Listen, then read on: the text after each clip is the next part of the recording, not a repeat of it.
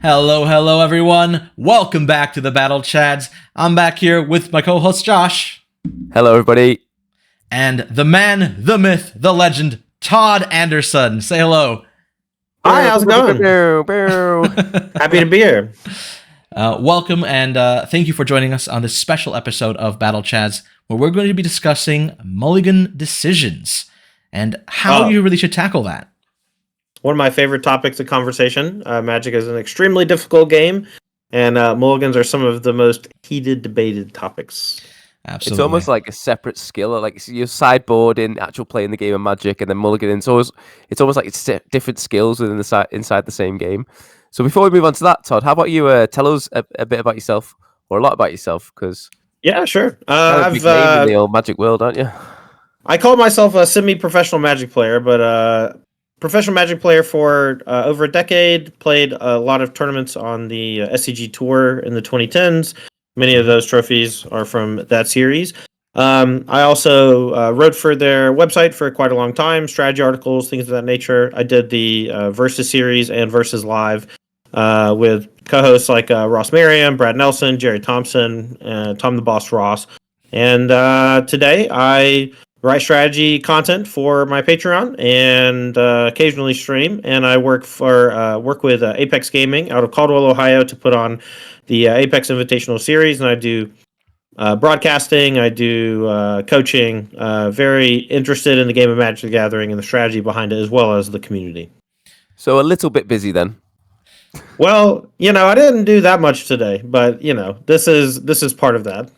And correct me if I'm wrong, but I believe you are the most winning player out of the SCG big tournaments, or one of the most winning players at least. I need you to define that. You have, I think, one of, if not the highest top finishes for the SCG tournaments, in the top 8s plus. Yeah, so for the top finishes, I have somewhere over 30, and I think Ross is the only person who's over 30, and he just hit over 30 playing the new age Star City Opens that they've been doing over the past couple years. So, yeah, I mean, I had a great time playing those events. I actually moved into doing broadcasting in the later years, and around 2018, I think, and did that up until COVID. The world broke down, and then when we started to come back, a lot of people's jobs in the industry were thrown out, unfortunately, and including myself. But luckily, the community still appreciates my work, and I am independent now, and it's pretty awesome being your own boss, I gotta say. That's great to hear. We're aspiring casters ourselves a little bit as well. We recently did our first big cast. Let's say big, so Axion now is great, dude. Axion is big deal. That's awesome. Congratulations. Thank you very much. We had a great fun time. I think I was part of both days. Josh joined me on the first one, and then went to go kick some butt in Modern after that. How'd you end up on that one, Josh? 2 and 3. I got amuleted. I got amuleted. I got turn 2 ringed twice. I was like, oh god, this format. Well, hopefully it won't be that format for long. I don't want this to become an episode about banning this, so we'll leave No. I feel like that's every one of our episodes at this point. Yeah. Standard looks really sweet though, so we will actually be focusing this topic. Well, I guess not this topic itself, but we will focus in the at standard, because it's sort of the most relevant format right now. It's the RCQ format coming forward. Pioneer has sort of been left by the way by, so we'll focus contextualize the mulligan decisions around sort of a standard deck, especially because it is the format that most people get into Magic with, aside from Commander, and there's no mulligans. It's really in Commander that there is, but it's a bit different. Whereas in 1v1 formats, mulliganing is a huge part of the game. It is, to me, I think, one of the biggest, if not it's between sideboarding and mulliganing, which one is harder and which one really takes the cake in terms of long-term skill to learn in Magic. It is ever changing. It's never just a one size fits all. It's always something different. Decks evolve, decks change all the time. So you really got to learn how, why, and when to mulligan effectively to make use of every single tool that your deck has available. And this is why we have Todd Anderson on here today. For this exact reason, he's a pro when it comes to mulliganing. He wrote many articles on it, and we're hoping we can get some good insight for how to mulligan effectively. Yeah, I mean, go ahead. It's the nuances as well within it. I just wanted to add to Luis, like the nuances are what makes it really interesting, because you can get really obvious sideboarding, which you have no lands in your hand, for example, or you've got too many lands. That's a really obvious one. But then there's like the really nuance of it of, what do I want my hand to look like in this specific matchup, for example? Exactly. One of the big things as well is sideboarding out a land and then learning how to mulligan with that in play. Because a lot of the time I've seen where against two grindy decks facing each other, a lot of them, I think Reed Duke loves to do this, is he takes out a land. Because these very long games, that matters a lot. And then he has to mulligan effectively because he knows he has a little bit less lands than usual, but the game is going to drag on and he doesn't want to draw more than he needs to, as it goes on. Yeah, I mean, I actually think that comes up for me a lot when I'm playing aggressive decks. There are some matchups where they have tons of 1 mana spot removal where they can bust up your first couple creatures, and if you draw 4 lands or 5 lands even, everything just kind of crumbles. Your damage isn't there and you lose the game. And so sometimes when you're on the draw, it's okay to board out a land, sometimes 2 lands if it's a particularly bad matchup, because you have to also factor in do I need to get lucky to be able to beat this matchup? And sometimes that means having an opener that has 2 lands and then never drawing another land. And so you can kind of manipulate your mulligans so that you can keep a really solid 7 or 6 card hand that has 2 lands, 4 1-drops, or a bunch of really cheap things, versus keeping a 3-lander with 2 1-drops, a burn spell, and a 3-drop that's not very good in the matchup, right? You can use the mulligan, especially the London mulligan, to manipulate your openers in such a way where you can prevent the weaknesses inherent in your strategy from overwhelming your early development. Yeah. That brings a really interesting kind of topic with mulliganing, especially with aggressive decks. Because a lot of the time, I've heard this many times, and I kind of agree with it to some extent, where if you're playing an aggressive deck, especially something like Burn, right, which is becoming more relevant in Standard nowadays, you kind of have to win with your opening hand. And if you're not able to do that, you kind of just don't play the game anymore. And that's where mulliganing is a really, really important thing. Because if you're not capable of mulliganing to an effective win hand, you might just be shooting yourself in the foot before you even get a chance. It's funny to me you actually use Burn as the deck here in this discussion, because Burn is actually a deck that kind of pieces all the resources together to deal 21 damage, or 20 damage, it's all in 3s or whatever. And so if you mulligan, you're literally just removing a piece from being able to hit before you, because it usually takes 10 cards, not 7. Yeah. That's for Burn specifically, the ones that play the new Lava Spike, whose name I forget, and the Boris Charms. Yeah, good old Bolt Wave. When you're talking about the more creature dense builds, like the Manifold Mouse, the really aggressive Heartfire Hero decks that have some mild pump effects, those decks have to leverage 1 and 2 drop creatures to have those 1 drop and 2 drop creatures deal just a massive amount of damage over time.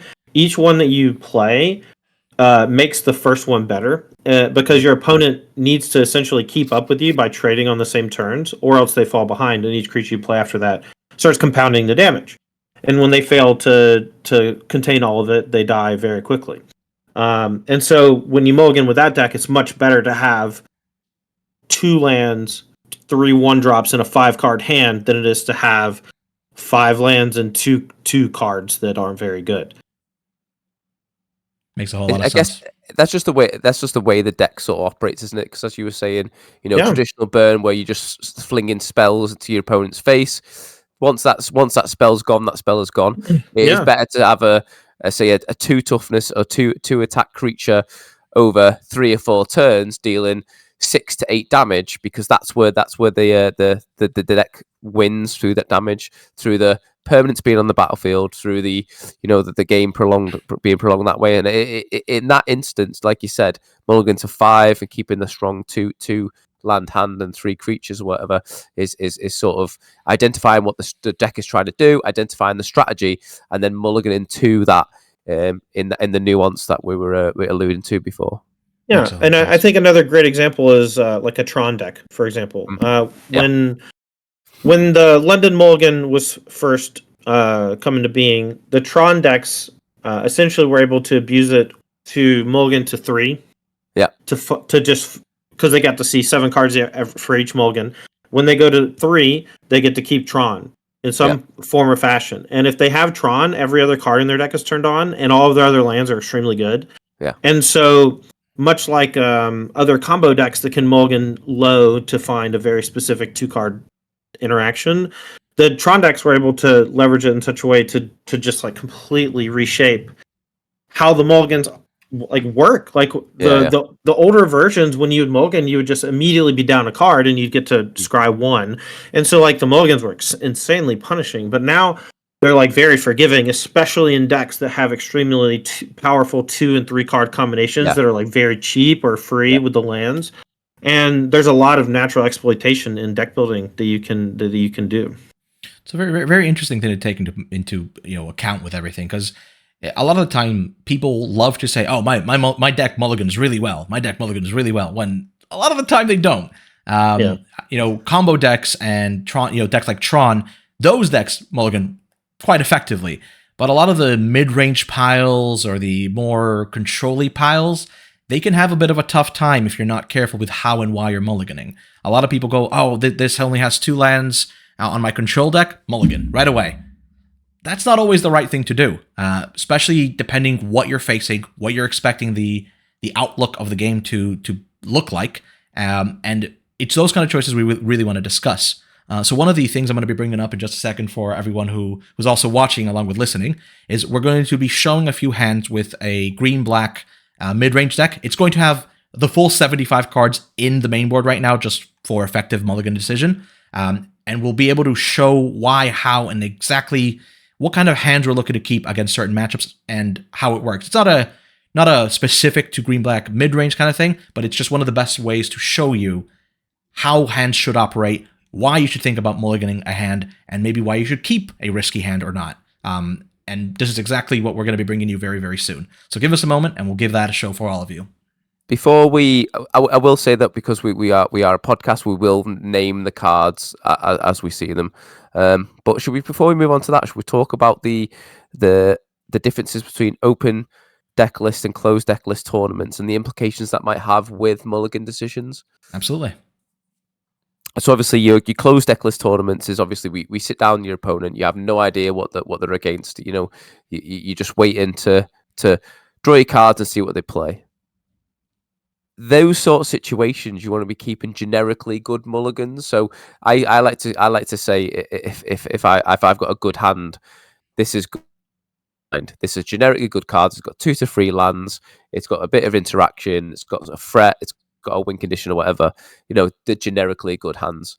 There's often times when I've been playing with in Modern recently, and I've kept generically good hands on the blind. I've kept fatal pushes and spell snares, and then they've played Urza's Land go, and I'm like, oh, it's against Tron. Now my hand has gone from being okay in the blind to being absolutely dead in the specific matchup. Obviously, and that was an open deck list tournament. I would know what my opponent was on. We'd see each other decks beforehand, and I would make a more specific mulligan in that instance because I don't want to see fatal pushes, I don't want to see spell snares, all that good stuff. So I would have mulliganed that hand if I would have known differently. You lads got anything to add to the implications on open deck lists and closed deck list tournaments? Yeah. You brought up Fatal Push, and I think Fatal Push is a very extreme case because it's a very extreme card. Yep. If you think about Magic in terms of the mana from like 1 to infinity is just like a range, right? And the cheaper something is, the more immediate its impact is going to be on the game. And so the cheaper spells that you create should be like weaker than the 2-drops and the 3-drops and the 4-drops and so on. And but by nature, you'll find cards that kind of break the mold, either intentionally designed as such, or an interaction like Revolt is just like way easier to turn on with like fetch lands, and so like it becomes Swords of Plowshares. It becomes like a new thing. It's not supposed to be as good as it is, but with fetch lands, it's significantly better than it looks. And Fatal Push is an extreme because it only does one thing. It kills creatures. And so if it's in your opening hand, it's like the best possible. But if you don't have like deck manipulation or like looting to discard it or whatever, it's just a straight up dead card against an opponent that doesn't play creatures. And this comes up in Pioneer all the time when we're playing like Rakdos mid-range because it's just like one of the more prevalent decks. But, you know, if your opponent plays like a turn 1 Azorius tap land, you have a Fatal Push in your hand, that's dead. Until you draw and resolve a Fable the Mirror Breaker. It's a dead card.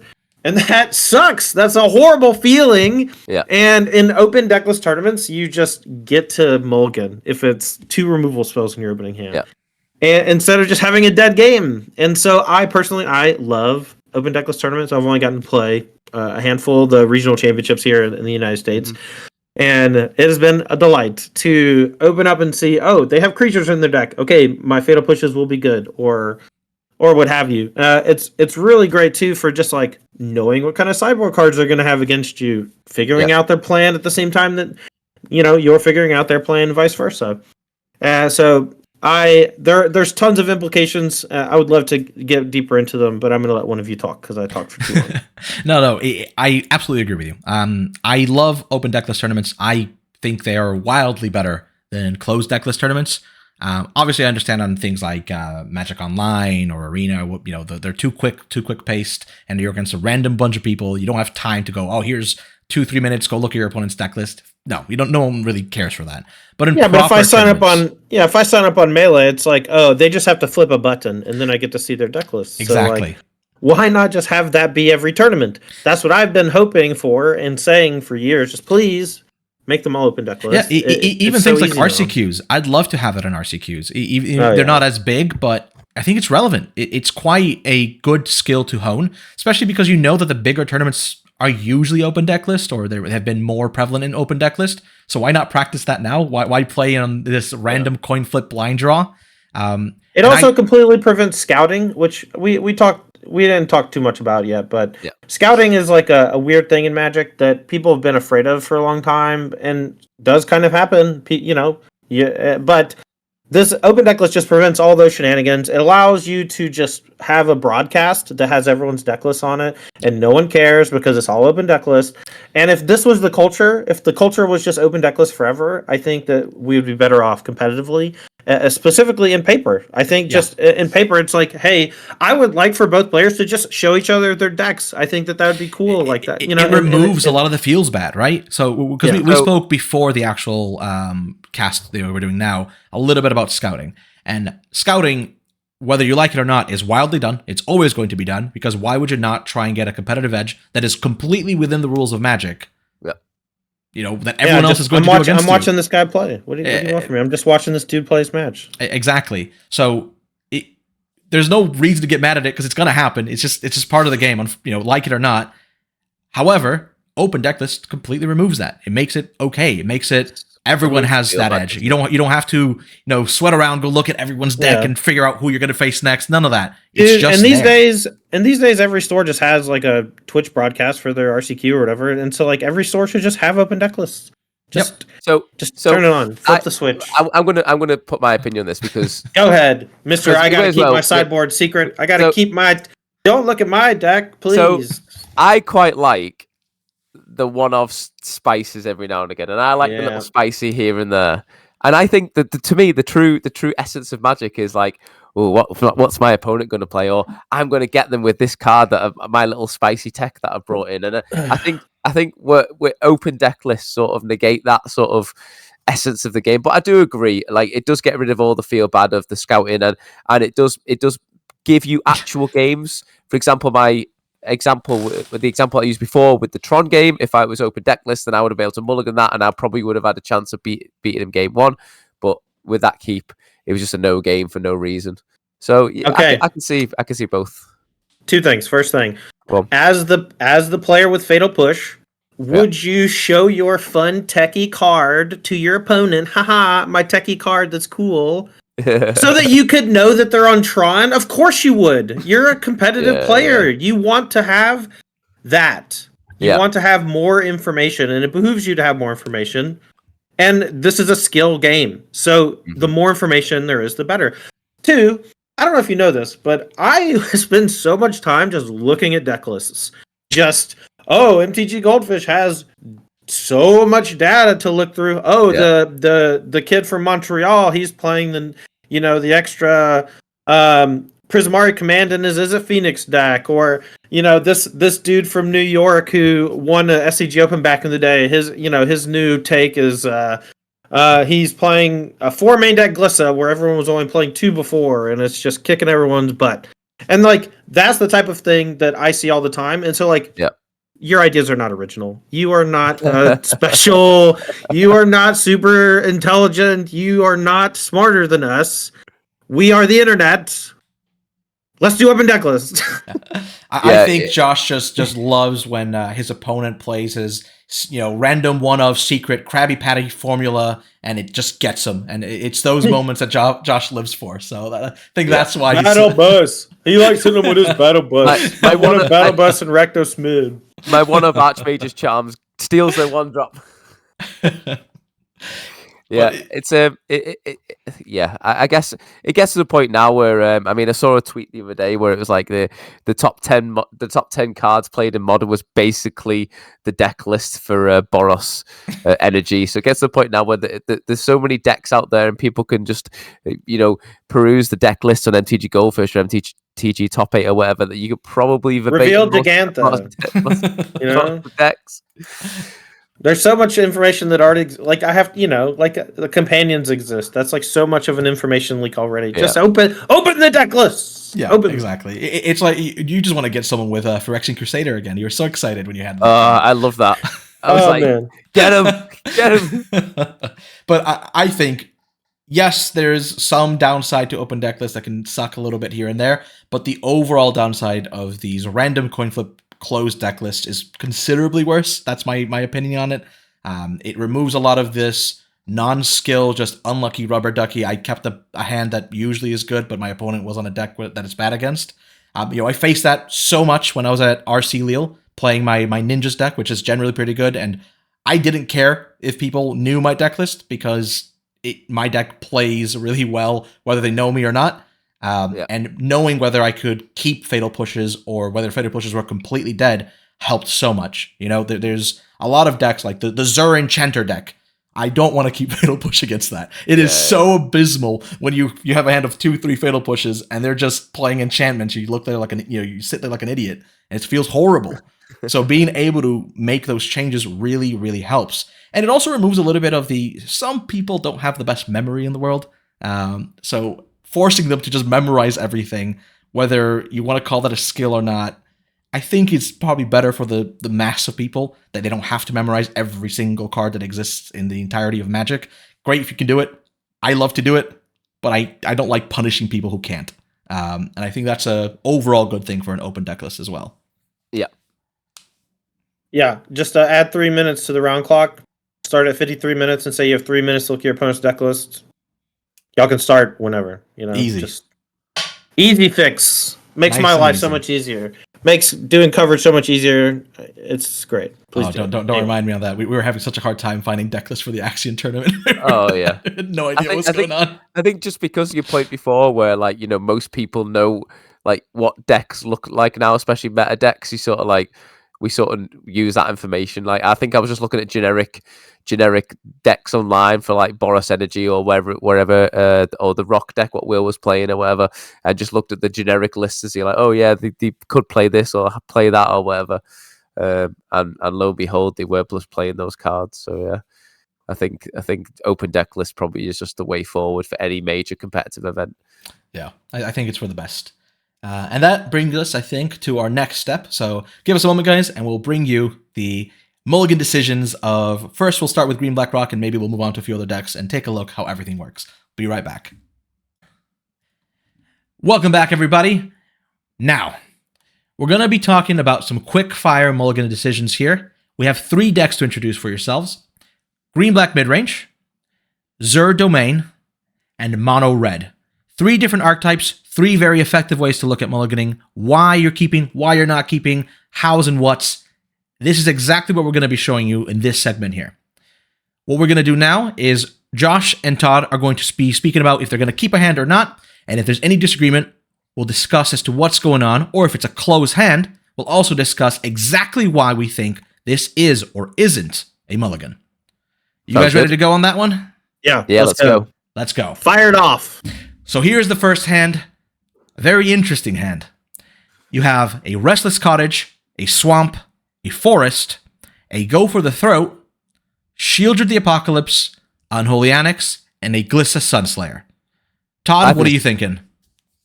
Easy keep. Very smooth opener. You're on the play. You have Go for the Throat into some 3-drops and even 4-drop later if you do happen to draw the land. I'd be happy with this hand no matter what my matchups are.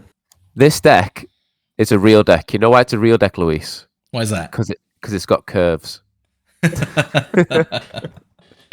Real decks have curves. Classic. This hand has curves. Fantastic. So this is a great hand. We're all in agreement. Keep it. Maybe a little dicey versus a very fast mono red deck, but overall, pretty good. Yeah. We can't always have cut down. We're not always lucky. Right. Here's the next one. Blooming Marsh, Llanowar Wastes, another Blooming Marsh, 2 Go for the Throat, Shield of the Apocalypse, and Mosswood Dread Knight. I like this. I'd keep this. Yeah, I think it's a keep, not very close. I think we're both in agreement on that. Very solid hand. It has early threats, some card draw if you need it, 2 removal spells, and a good old fat Shieldred sitting there ready to take the cake. Deal it. If I was on the play as well, I'd probably be cycling this Dread Knight as a draw spell as well to try and. Yeah, you just decide if you're doing that based on whatever your first land is from the opponent. Okay, we all know that Mosswood Dread Knight does 2 things. Nice and easy. This is about mulligans, good sir. Hit it. Yes. Here's the next Todd. one. Yes, Daddy. Look, Todd. I just want to know. Oh wow, look at this juicer. So we know. Okay, go ahead. Does this deck have bad hands? We have Restless Cottage, Blooming Marsh, Llanowar Waste, Swamp, Cut Down, Go for the Throat, and once again, Shieldred the Apocalypse. All right, I'll start on this one. If you don't know the matchup, I just want to point out that your deck has approximately 80,000 removal spells in it. And so if you have an opener that has 2 removal spells in it, that is not a ground to mulligan unless you know your opponent has no creatures in their deck for some odd reason. With 4 lands, one of which is Restless Cottage, you're able to do stuff with your land should you draw more, which is a very important thing. And one of the reasons why Golgari is great is because Restless Cottage is great. And that's why Dimir is also great because their creature land is great as well. And so on top of that, we have a way to slow the game down with the 2 removal spells into one of the better 4-drops with enough mana to play for it. I think this is a very nice hand, but I think some people might get tricked into thinking it might be a bad hand. Yeah, I agree. I would snap keep this hand, but yeah, it might seem little bit land heavy and a little bit like early turn action light. But I think for the reasons Todd said, you've got your mana sink into your land and you've got early removal spells to slow the game down, etc. Right. Especially because it's a mid-range dealer. Right. Spin it. Boom. We got a bit of a stinker. Oh, got a swamp, an Anoint with Affliction, a Preacher of the Schism, Archfiend of the Dross, Shieldred once again, Llanowar Elves, and a Maelstrom Pulse. Easy thumbs down. Get it gone. 1 land, can't even cast the elf. Get it out of my life. Take better 6. I don't think there's anything better than, this is just, there's nothing to say about this hand. It is awful, it does nothing, and it's a good way to just lose the game. Yeah. All right, number 5. This is the last one for Golgari. Okay. Boom.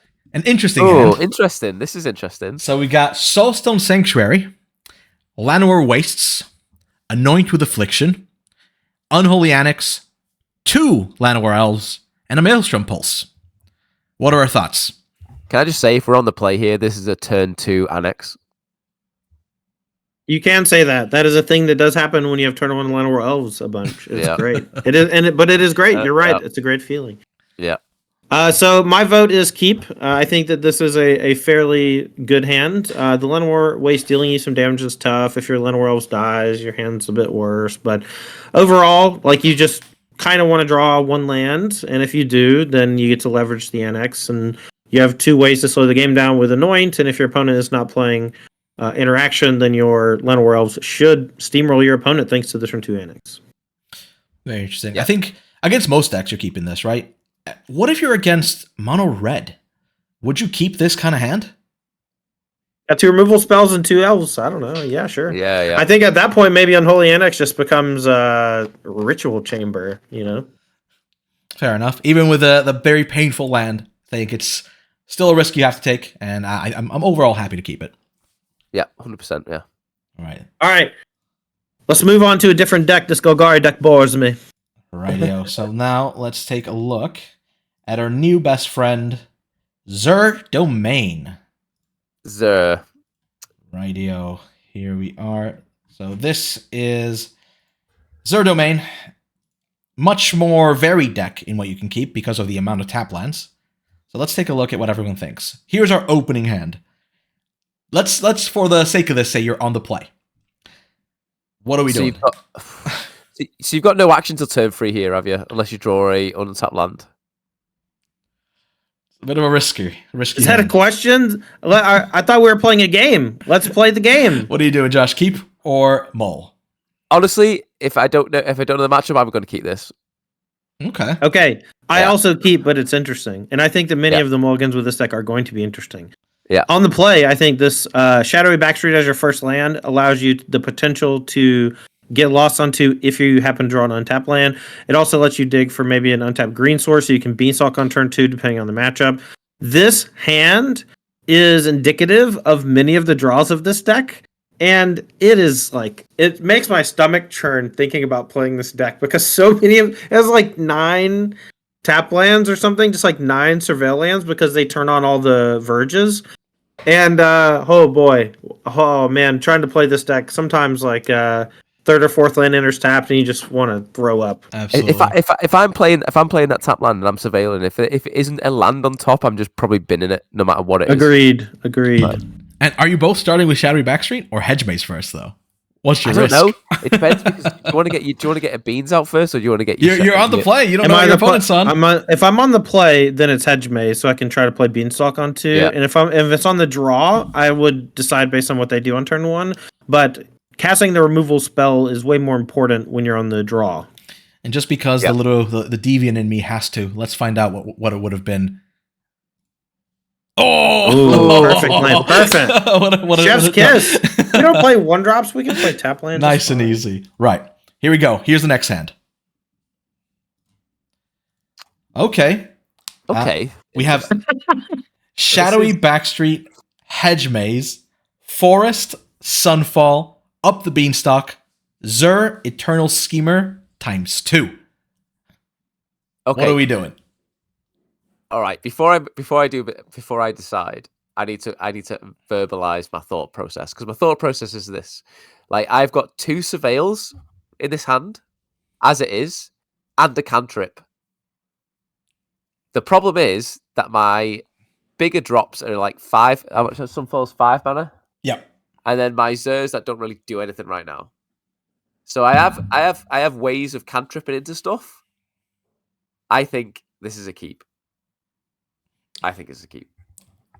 Yeah, I hate to break it to you, but this hand sucks, man. I'm sorry. Right, the two Zurs are bad. You have no way to ramp into your Sunfall. If you're on the draw, you're just dead before you cast a spell other than Up the Beanstalk, I think. But I think that this is a trap hand. Zur is a card that, 1 of in your opener is, pretty darn good. 2, unplayably bad. And, the 3rd and 4th are all dead.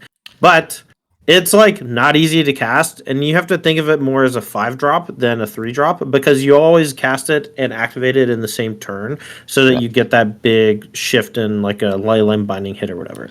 Yeah. And so I would mulligan this hand, but I don't know if many people would. It's a Zur deck, right? You are relying heavily on your surveils and that cantrip on Up the Beanstalk. It's a great... Probably is a trap, actually. It's a what great if your moment. opponent leads with a mouse? What if your opponent goes turn 1 Hardfire Hero? GG, brother. GG. Yeah, no kidding. It's a great moment to speak about hands that look like they're fine, but are actually mulligans already. 2 Zur in the opening hand, which, by the way, you can't even cast right now. You don't have the mana to cast it. is already a mulligan. So you're keeping a hand that's essentially a 6 already, technically speaking. So it's probably worth maybe thinking of mulliganing these kind of hands. It's one of those things that people really need to be careful of. And I think is a great way to think about where if a hand has spells that don't quite interact with each other too well and might be just a bit too awkward for you to play, you can think of those hands as these cards already are a mulligan. So maybe I should mulligan, actually mulligan to make it better. And that's exactly what we're looking at with this kind of hand. Yeah. Right. All right, spin the wheel. We got Hushwood Verge, Island, Forest, Leyline Binding, Overlord of the Floodpits, Overlord of the Floodpits, and Overlord of the Huntwoods. What's your thoughts? I'll go first. Best hand I've ever seen in my life. Just everything I want to do. Just maybe I'm a little slow, but this Overlord of the Huntwood fixes all things. It makes your Leyline Bindings better, lets your 5-drops come online sooner. It really is the glue that holds the deck together. All things considered, and if I have 2 green sources, 3 lands, and I'm on the play, you bet your butt I'm keeping this one. I almost said a bad word. With this deck, there's an engine, right? You need the engine, and this hand enables or work towards that engine.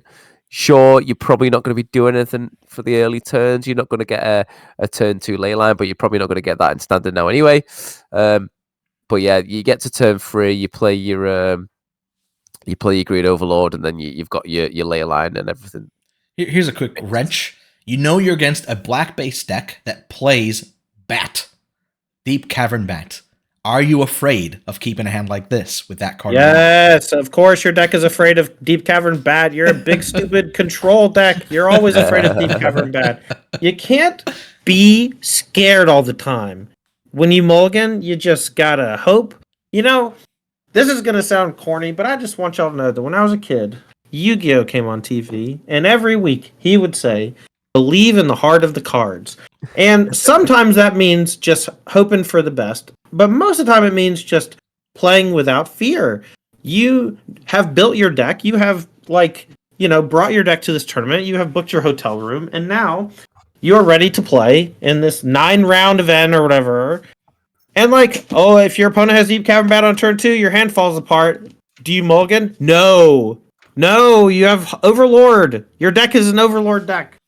You don't play around ghosts, but another Yu-Gi-Oh term that I get said to me quite often is you're a third-rate duelist with a fourth-rate deck.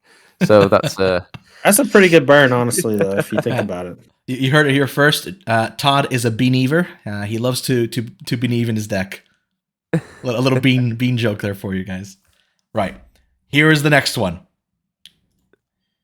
Okay. Now we have a Hushwood Verge, a Forest, a Overlord of the Floodpits, Overlord of the Huntwoods, 2 Herd Migrations, and a Zur Eternal Schemer. This hand looks pretty good to me. What do you guys think? This might actually be the best hand we've had out of this deck. Oh, what if they have Cabal Therapy and take away both my Herd Migrations? Then I DQ them because it's not legal in standard. Duh, easy. Yeah. So I agree. This hand's excellent. The extra life buffer from the Herd Migrations, and just in general having a bunch of things to not only find your mana, fix your mana, but also to pay off your mana later. And that's the beauty of cards like the Overlords and even Herd Migration. They are valuable early in the game, and then they are also valuable later in the game. Overlord of the Floodpits and Huntwoods are also quite strong because hard casting them for 5 mana is quite good. And Overlord of the Huntwoods, the green one, allows you to ramp into the other 5, either a second copy of Huntwoods or a copy of Overlord of the Floodpits on turn number 4, allowing you to start churning through your deck a little bit and really punishing the decks that are really relying on spot removal and sitting back and doing very reactive things. And even versus something aggressive, the Hard Migrations gain you 3 life. This is just a wonderful, wonderful hand. Yeah, obviously, if your opponent's playing a creature deck, you want to draw Sunfall or something. But what are you gonna do? I mean, this hand just lets you Zur on 4 to attack with an Overlord of the Huntwoods and gain a bunch of life, right? That's about as good as it's gonna get. That's why Zur's in the deck. It's pretty good. Pretty good. This hand is actually nuts. Nuts. It's the beans. It's the beans. Right. And last but not least, the 5th hand, I think. Here we go. Oof. Yikes. So this is a Cavern of Souls split up, Leyline Binding, Overlord of the Flood Pits, 2 Up the Beanstalk, and Zur Eternal Schemer. Get it gone.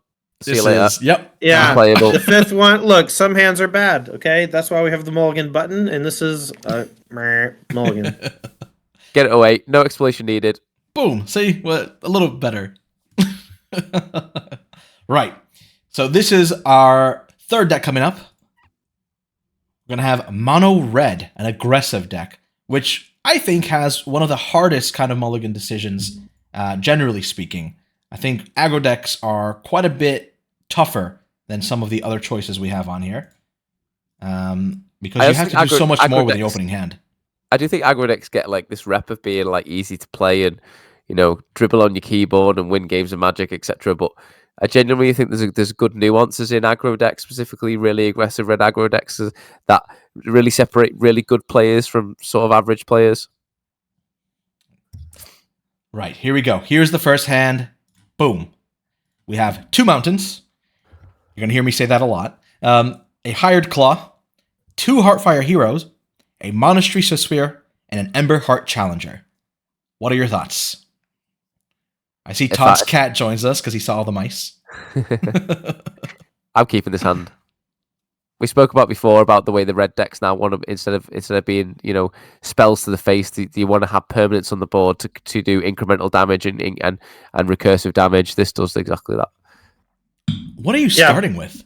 I'm very curious. What? Okay, I'll keep for sure. This is not a hand I'm like actually happy to keep, and I'll try to explain why. When you play a deck that has like prowess in it, there are the occasional threats that double as a spell, right? Kumano Faces Kakazin was one that was in the Pioneer version for a long time. We don't really have that. We may have that in a future thing, so it's always something to look out for when you're playing like Emberheart Challenger, Monastery Swiftspear. When it comes to a deck that plays these types of cards, something like Monstrous Rage in your hand just completely changes the texture of what every single combat step looks like for until you cast it. You can choose to engage in combat with the Monstrous Rage at the ready, but if your opponent has up mana, then you can wait, and you can choose not to, and it allows you essentially variability in decision making. And when your opponent puts their guard down, you punish them, and you get to like really incinerate them with something like Monstrous Rage. In this type of draw, it's extremely one-dimensional against an opponent that just plays like a Novice Inspector on turn 1. You know, some of your openers look a lot weaker, especially if you're trying to triple 1-drop, and they may just choose to block to bait out something like Monstrous Rage if you have it, and so like they just don't have to be fearful. But at the same time, they won't know what's in your hand, and so you may be able to run bluffs. I think that's something that's a little more advanced sometimes, but it's something that needs to be instilled in players if they play decks like this. If I were opening in this hand, I would probably play Hired Claw on 1 on the play. That way, if my opponent played a Novice Inspector or similar, I'd be able to attack and then pump it if they should choose to block, so I don't have to commit anything else. And once they don't block, then I would deploy 2 Heartfire Heroes. Yeah, that's exactly what I'll do. Yeah. Boom. Screaming Nemesis. Right. Oh. So this hand is a little rougher. It has a single mountain, a Hired Claw, 2 Burst Lightning, Heartfire Hero, Manifold Mouse, and the Screaming Nemesis. What are your thoughts? I think this is a mulligan because of the curve on it, and you're ready to see your second land. However, if I was on the draw, I'd be very tempted to keep this. I would probably keep it. I keep a lot of one-landers. This one has a ton of potential with just 1 land, and if you play aggro decks often, you see 6-card hands that look like this a lot after you mulligan and you put back Screaming Nemesis, and so I would be more than happy keeping this as a 6-card hand, even at 1 land, especially when we're only playing, 21, 22 lands. Like, your deck is just constructed in such a way where you have 12 1-drop creatures and, 5 or 6 or 7 or 8 1-drop removal spells on top of that with Shock and Burst Lightning. And so you just keep stuff like this all the time. And sometimes you don't draw the land and you lose the game. And sometimes you draw the land very quickly and you win the game very easily. It's a hand that makes me think I have 4 spells I can play with my 1 land. What are the chances that I'll be able to play all the spells with my next hand? Especially when I'm down a card. So I'm not too unhappy about playing this right now. If I draw a land, I get to play 2 1-drops and still be really well, or have the Manifold Mouse to start pumping my Heartfire hero. If I just draw another card, chances are I'll draw another 1-drop, as I have way more of those than anything else in this style of deck as well. So it's not too bad of a hand. On a 7, would you generally mulligan and see if a 6 is better? Or do you think, even on a 7, most often than not, just keep this? I think I have like a PTSD from mulliganing to 6 and like being down a resource or whatever. So I hate mulliganing. I hate it. But I recognize that in many decks you have to just bite it and really click the button. And so I think I'd change my answer. I think I would like to mulligan. I think I would like to just be more willing to look at for a 6 that has 2 lands in the opener and just try a different philosophy sometimes and just, don't always go with your first thought. Sometimes you need to really think it out. And after thinking about it, I think in general, I just need to be willing to mulligan more with decks like this. So yeah, so definitely a mulligan on 7, but a keep on 6. I think it's a solid way to think with this hand. I think that's fair. Rightio. Here's the next one. Another 1-lander. We got a Mountain, a Monastery Swiftspear, a Monstrous Rage, another Monastery Swiftspear, Manifold Mouse, Screaming Nemesis, and Witch Stalker Frenzy. What are your thoughts?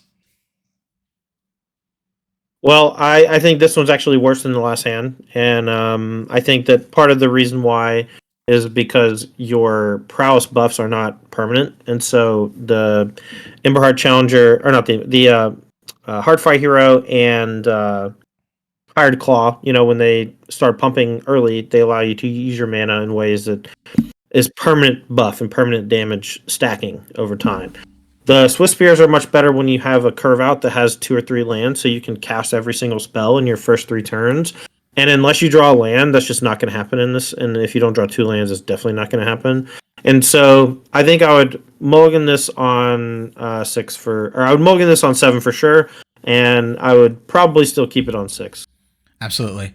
And it's also one of those hands where it's just, you're already looking at a 5, realistically looking at this. Screaming Nemesis, Witch Stalker Frenzy, they're not really cards you want in your opener, at least not Witch Stalker Frenzy. Screaming Nemesis, you're happier if you have at least another land, then maybe you curve out on 3. But Witch Stalker Frenzy, generally speaking, you almost never want it in your opener hand. I think we lost Josh there for a second, but he's coming back in just a moment, guys. And there he is.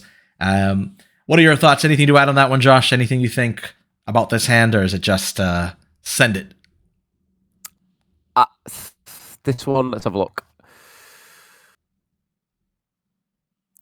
It's one of those, it sort of fills the conversation piece we did last time, where you have got lands and spells you can play, and the Monstrous Rage does stack up really well with the Swiftspear. But honestly, I think I'd be tempted to ship this back, particularly that one of our spells isn't an aggressive spell in terms of winning the game damage. Yep, makes perfect sense to me. All right, on to the next one. Another glorious 1-lander. All hail the 1-landers of the aggro decks. We have a Mountain, 3 Hired Claws, a Manifold Mouse, and 2 Screaming Nemesis. Much better 1-drops. I'm starting to think we should maybe add a land to the deck, Potentially. What are your thoughts? I think to me it's pretty clear what I want to do, but what do you guys think? It's better 1-drops than the Swiftspears were. So, okay. So say if you didn't see a second land, and the worst case scenario is you go Hired Claw. That's like, if they don't get interacted with, that's like 3 damage on attack every turn, plus any damage comes through. I'd mulligan this. Yeah, I would mulligan this as well. Sometimes having a 3-drop in your hand is a liability when you only have 1 land, but if you have 2 of them, it's definitely a liability either to your development or your potential, late game coup d'etat. Like you just don't have the punch at the end. So I think there's a pretty easy mulligan. But I know there's some degenerates out there that really want to see what would happen. Hit the button. Let's draw a card and see if we would have got there. No, absolutely wrecked, destroyed. It's over. We're on the draw. Okay, draw it again. Why? You're causing me psychic damage. Right. And I think this is going on to... Is it our 4th hand next? I can't remember. We'll do 2 more. Let's say... 2 more. 2 more. Here we go. Boom. Ooh, opposite problem. We got 4 mountains, a Monastery Swiftspear, Lightning Strike, and Screaming Nemesis. It is technically a 1-2-3 curve. What are you thinking? You first. So Josh is really thinking about this one. I think this is a free mulligan. I think this is a free mulligan. In a really low to the ground aggro deck, this is one land too many, I think. I think if one of these lands was a spell or something else, I'd be snap keeping this. But I just think this is a one land too heavy hand. Considering there's like of the threats, you've got a Swift Spear that is doesn't really like. Sure, it's got the prowess with the lightning strike. However, it does have the curve, and Screaming Nemesis is a threat that you can cast on turn 3 reliably here. But again, like you get cut like that Swift Spear gets cut down or whatever, or there's I just don't think there's enough here in this hand to warrant a keep. Yeah.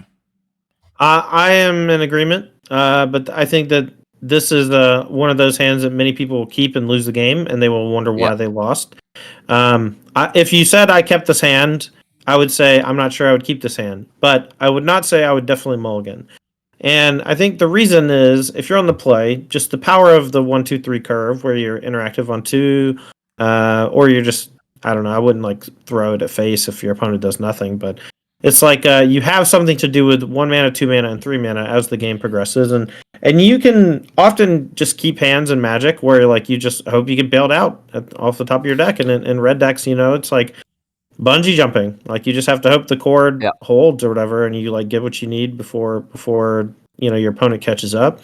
I don't think this one is particularly punishing to any opponents in the format. I think Screaming Nemesis is a good card, but it's more of like I'll play this on like turn 4 or 5 when I finally draw my 3rd land after I've already played 2 creatures, a removal spell, and a buff spell, and not something that you desperately need to play on turn number 3 to like get in damage. But I also think it's somewhat indicative of the tilt of red towards like a bigger curve, and I don't see that as being necessary in like the deck's construction. And I think that the Gruul variants that have the Innkeeper's Talent or even Questing Druid, I think are better.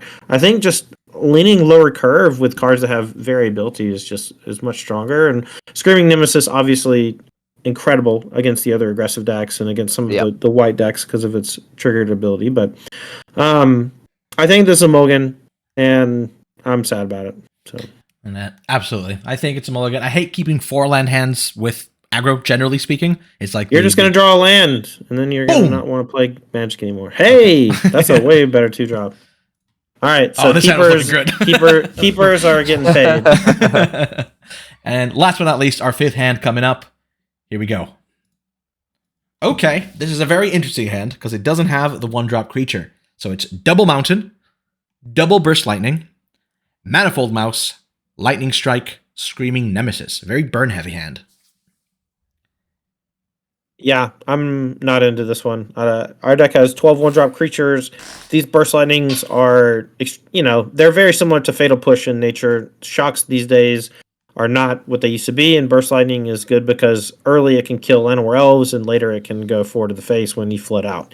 I think if you're on the draw, this hand's a bit better because we are interactive, and your opponent is more likely to have a 2-drop than a 1-drop. And so if you're on the draw, your shot can sometimes trade up for a Mosswood Dread Knight or some other creature. But Manifold Mouse without a 1-drop is also significantly less effective. And your hand having 3 burn spells, I think, just means this is a mulligan. Yeah, absolutely. It's one of those hands that it looks, I can do 1, 2, 3, but it's your worst 2 when you have nothing on 1. So it's just not very effective. It doesn't do a lot of what you want to do. I know Josh is over there a little bit frozen, guys. I think he's having a little bit of connection issues with a little bit of a storm we're getting on our side. But yeah, it's a very clear and cut, just mulligan. You can do better than this. You want more 1-drop creatures, and hopefully you get paid off in that. On the draw, would have gotten the Monastery Swiftspear. So another one of those rewarded for disbelieving. Rewarded. just a little bit of confirmation bias for the Yu-Gi-Oh lovers believing the top deck, the heart of the cards. Nice and easy. That brings us to the end of our little segment for quick fire. What hands are we keeping? It's one of those things that it's a skill in Magic, very hard to do, not clear cut a lot of the time. As we saw, we had a little bit of discussion about certain hands, whether they're keepable or not.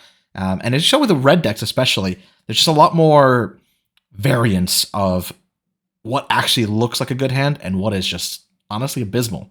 A lot of trap hands that people keep. Sorry about that. I have a storm in my area and it seems to be affecting the internet. There he is.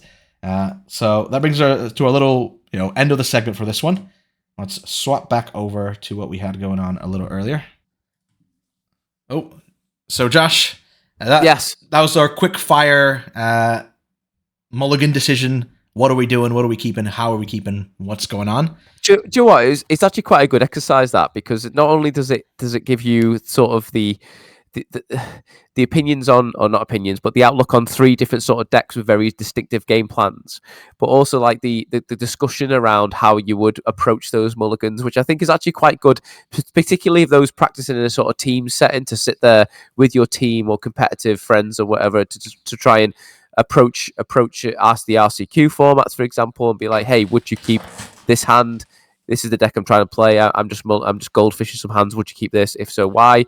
If not, would you do this? Or if you specifically want to have a matchup you struggle with, would you keep this hand against this matchup? If so, why? Etc. And I think it's actually quite a good exercise to do for a competitive preparation.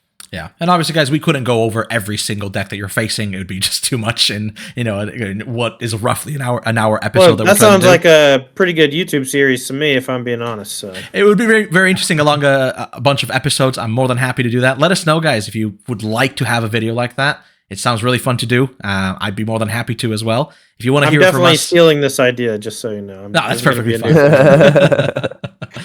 It'd be a very interesting way to take a look at everything, and I'm hopefully a lot of you will enjoy that as well. So let us know your thoughts on that if you'd like to see a series like that of how we would mulligan with a certain deck versus the different archetypes that are currently in Standard.